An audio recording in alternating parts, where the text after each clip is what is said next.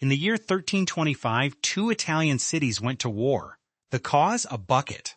A wooden bucket. Meet Bologna and Modena, two neighboring city-states that had hated each other for roughly forever. Their feud was part of a massive, centuries-long Italian grudge match between two rival political factions. The specifics didn't matter. What mattered was that they wanted any excuse to fight. And then, one day, a group of Modenese soldiers snuck into Bologna and stole a bucket from a public well.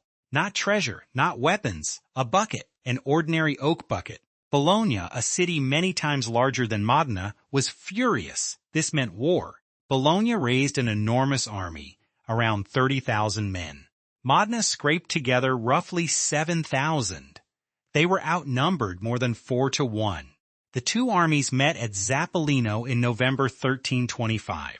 On paper, this should have been a quick, humiliating loss for tiny Modena. Instead, Modena's smaller, tougher force smashed Bologna's massive army and sent it running. Thousands of men died in a war over a bucket.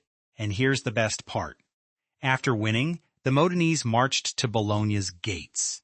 Did they demand land? Gold? Surrender? No. They stole a second bucket just to rub it in. Then they took their original bucket home and put it on display as a glorious war trophy.